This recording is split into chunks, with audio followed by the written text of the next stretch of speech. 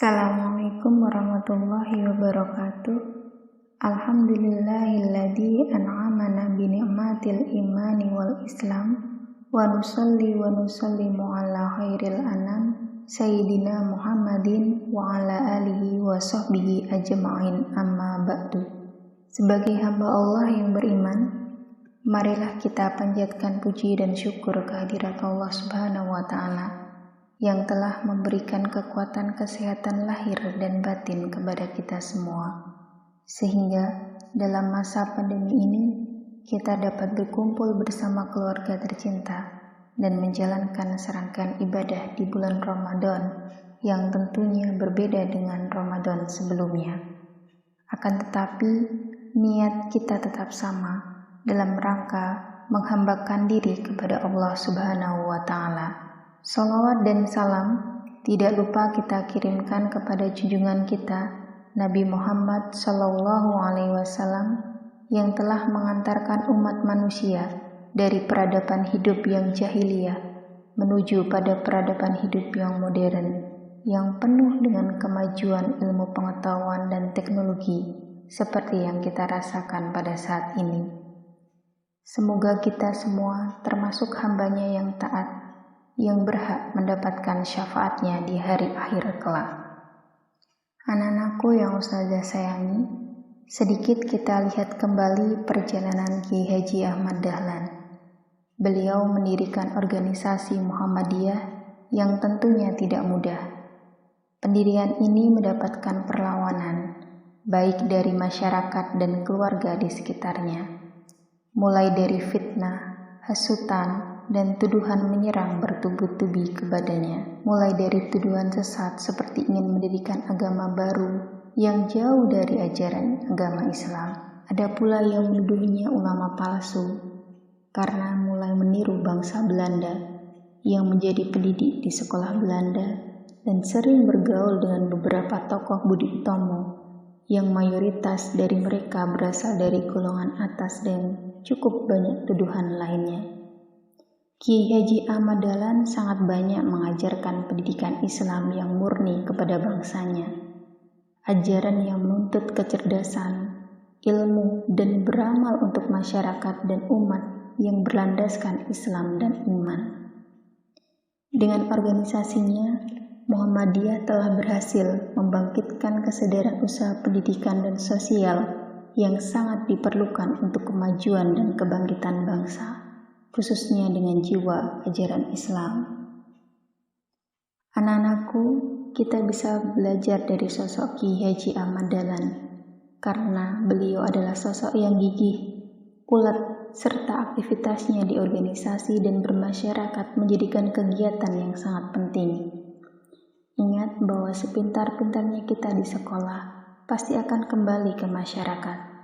Tidak hanya itu, Kiai Haji Ahmad Dahlan adalah orang yang sangat demokratis untuk aktivitas dakwah Muhammadiyah. Banyak hal yang dapat dipelajari dari Kiai Haji Ahmad Dahlan, terutama dalam hal perihal kemanusiaan. Tentu tindakan kemanusiaan ini bisa kita contoh, bahkan kita bisa menerapkan dari segi hal terkecil. Misal, uang saku selama pandemi ini kita bisa sisihkan untuk orang yang membutuhkan. Hal ini bisa kita berikan secara langsung ataupun bisa kita salurkan di Empress Peduli untuk didistribusikan. Hal-hal kecil yang bisa kita lakukan insya Allah akan mengantarkan kita untuk lebih peduli lagi terhadap sesama. Yakinlah bahwa apa yang sudah kita berikan kepada orang lain tidak akan hilang, karena justru Allah akan menambah kenikmatan yang lebih dan yang tidak kita duga. Dalam Quran, Allah berfirman, A'udzubillahi minasyaitonirrajim, Bismillahirrahmanirrahim, wal 'asri, innal insana lafi khusrin, illal ladzina amanu wa 'amilus sholihati wa tawashaw bil haqq wa tawashaw bis sabr. Dengan nama Allah yang Maha Pengasih dan Maha Penyayang, demi masa sungguh manusia berada dalam kerugian, kecuali orang-orang yang beriman dan mengerjakan kebajikan serta saling menasihati untuk kebenaran dan saling menasihati untuk kesabaran. Surat ini mengajak kita untuk bergerak ke depan, bergerak maju, untuk mencapai peradaban yang maju, maka 4 hal yang harus diperhatikan. 1. Iman. Iman dalam konsep peradaban adalah paradigma tauhid, menghadirkan Allah dalam kehidupan sehari-hari. Yang kedua, ipteks. Ilmu itu selalu mempertanyakan kebenaran. Bahkan tidak ada kebudayaan yang maju tanpa iptek yang maju. 3. Kerja keras. Kerja keras, produktif, dan mendapat pengakuan dari sesama manusia maupun ridha Allah merupakan aspek penting dalam melaksanakan cita-cita Islam. Yang keempat, akhlak. Kesabaran merupakan simbol dari moral tertinggi yang mengandung nilai-nilai keutamaan sebagai pondasi pembangunan maupun peradaban berkemajuan.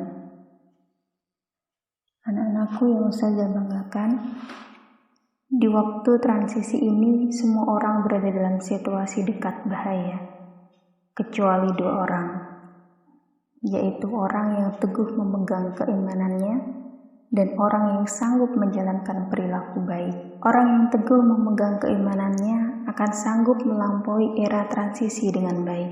Namun, keimanan saja tidak cukup. Manusia perlu mewujudkan keimanannya dalam perilaku baik kepada sesama.